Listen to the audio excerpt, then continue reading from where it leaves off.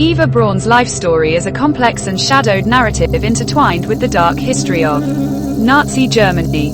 To understand her role, motivations, and the unusual life she led requires more than just a surface look at the facts. Born in Munich, Bavaria, on February 6, 1912, Eva grew up in a conservative, middle-class family during a time of significant social and political change in Germany.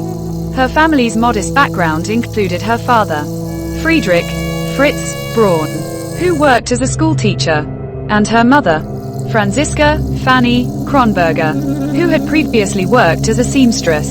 Eva's parents were not wealthy, but they provided her and her two sisters, Ilse and Gretel, with a stable home life. Eva was an energetic and lively child, described by those who knew her as a blend of spirited and carefree.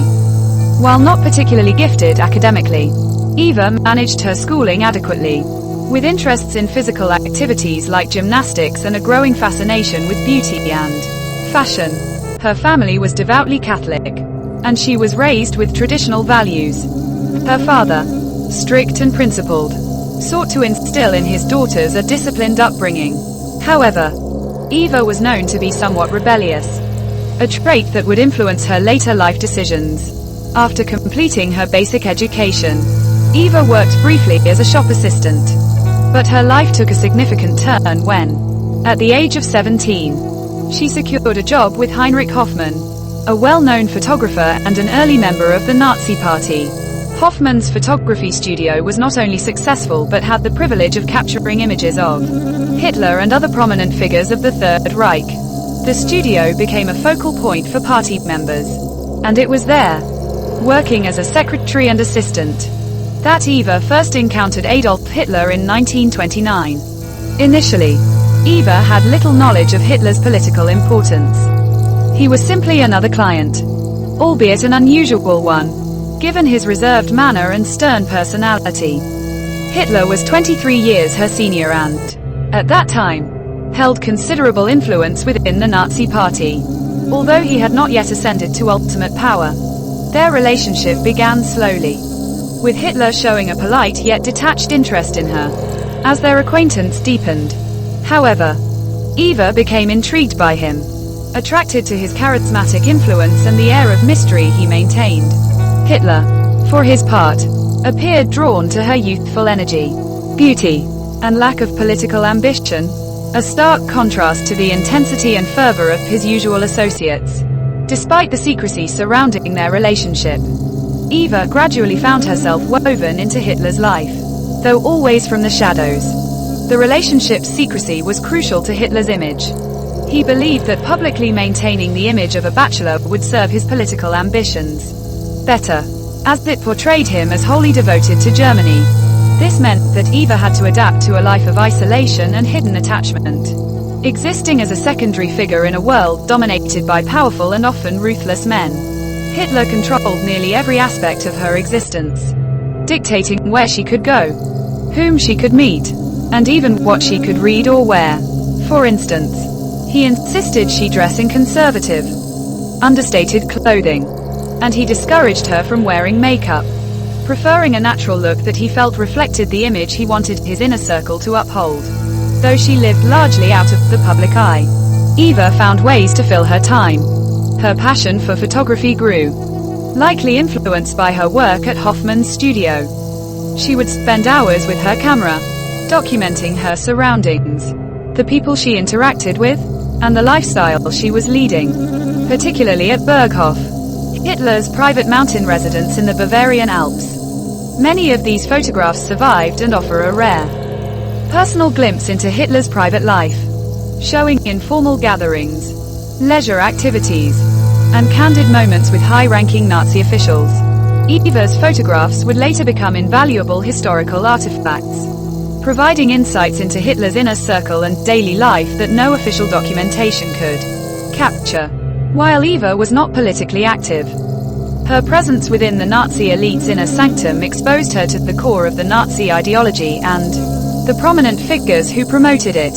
Some historians argue that she may have chosen to ignore the brutal realities of Hitler's policies, preferring instead to focus on the personal relationship they shared. For most of the time, she appeared content to remain unaware of or disengaged from the violence and devastation caused by the regime. Friends and associates described her as apolitical, more interested in personal happiness than in ideology, which enabled her to live in proximity to the Nazi leadership without becoming morally entangled in its crimes, at least outwardly. Eva's lack of formal recognition as Hitler's partner was a source of both frustration and deep sadness for her. She longed for a more significant role, often expressing a desire for marriage, a more public acknowledgement, and even hinted at wanting children. Hitler, however, was firm in his stance, maintaining that a marriage or family life would interfere with his dedication to Germany. This forced Eva to remain in the background, an arrangement that grew increasingly difficult for her over time. She reportedly made several suicide attempts in the 1930s, with some suggesting these were cries for attention or possibly acts of desperation in response to her isolation. Each time, however, she survived and was drawn back into Hitler's life, seemingly more devoted than ever. Hitler's reactions to these attempts were oddly affectionate. He increased her financial allowance, gifted her with presents, and promised her undivided attention, which kept her attached to him. In the years leading up to World War II, Eva's life became more luxurious yet confined. Hitler provided her with access to lavish lifestyles, arranging for her to travel on occasion, dress in fine clothes, and stay in private residences. Yet he continued to restrict her public role. She spent much of her time at Berghof, where she led a life marked by leisure and isolation. Largely shielded from the horrors of the war her partner had unleashed across Europe. She was not involved in Hitler's political decisions or strategies, nor was she present at many of his meetings or briefings. Her role, if it could be termed as such, was purely personal. She existed as a quiet companion, attending to Hitler in his private moments, and providing him with an escape from his brutal public persona.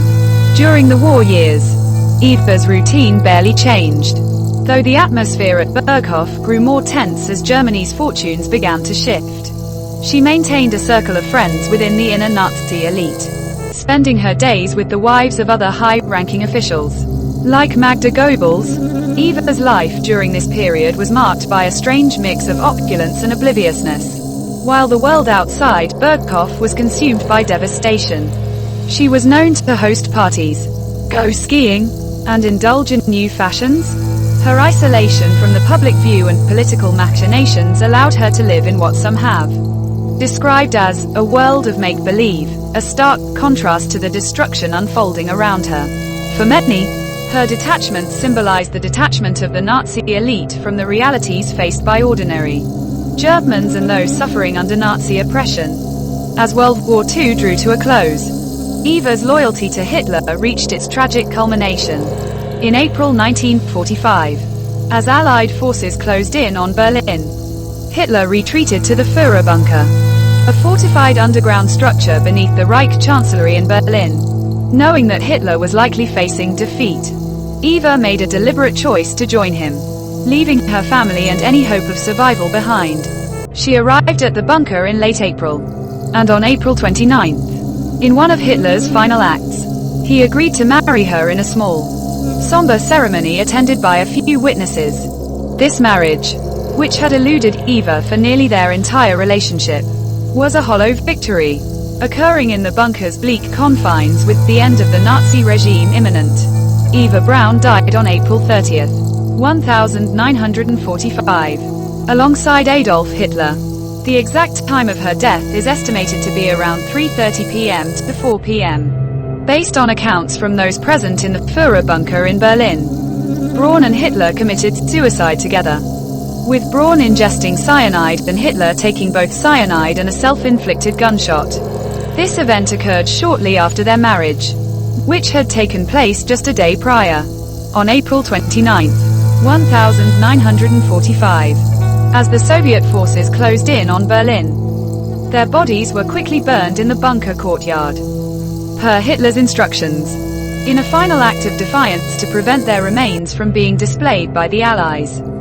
This dramatic and tragic end sealed Eva's fate as the secondary figure in the story of one of history's most despised men. Although she was Hitler's wife for less than 2 days, Eva's legacy became forever tied to his. Eva left behind very little in terms of personal belongings or wealth. She had no children, no significant estate, and no official legacy other than her photographs and the few accounts of her life shared by family and acquaintances. Her family was left to grapple with the consequences of her association with Hitler. Her sister Gretel, who married high-ranking SS officer Hermann Fegelein, suffered indirectly due to her proximity to the Nazi leadership. Following the war, Gretel's husband was executed for treason, and the Braun family faced intense scrutiny and isolation in post-war Germany. Gretel managed to build a life for herself afterward, eventually remarrying. But she and the Braun family remained under a cloud of stigma and shame for the rest of their lives. Today, Eva's story remains one of the lesser-known aspects of Nazi history, overshadowed by the more prominent figures and events of that time. Her role, or lack thereof, in the Nazi regime has led to debate among historians.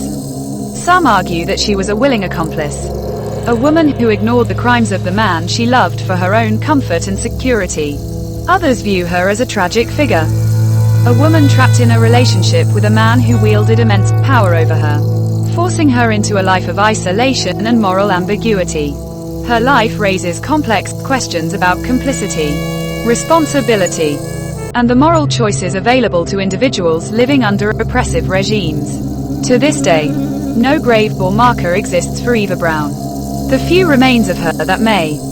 Now, question is why Eva Braun and Adolf Hitler chose to die by suicide rather than seek asylum in a friendly country due to several factors deeply rooted in Hitler's ideology, psychology, and the situation surrounding the fall of Nazi Germany.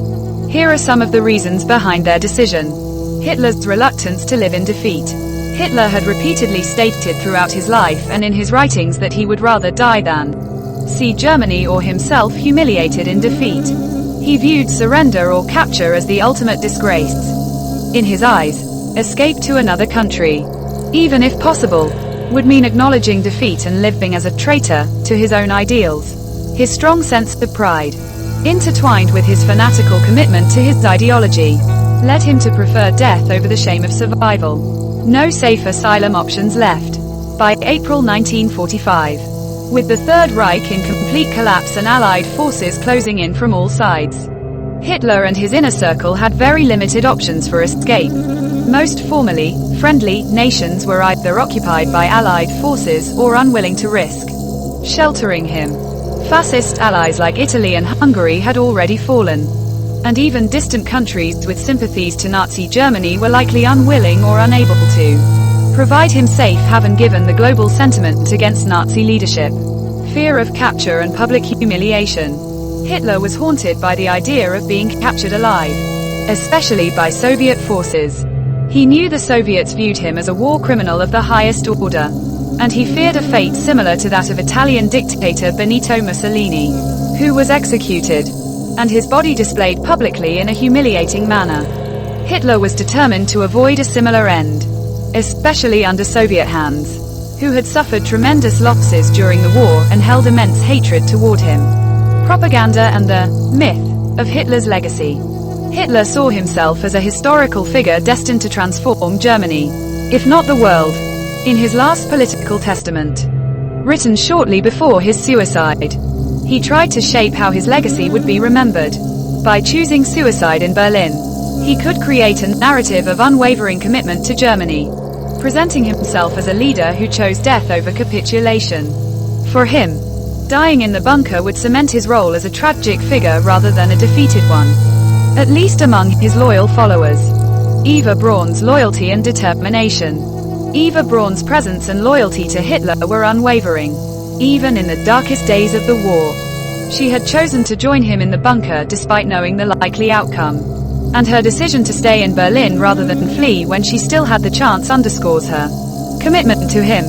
It's believed that she would not have chosen to live without him, particularly given that their marriage took place just hours before their deaths.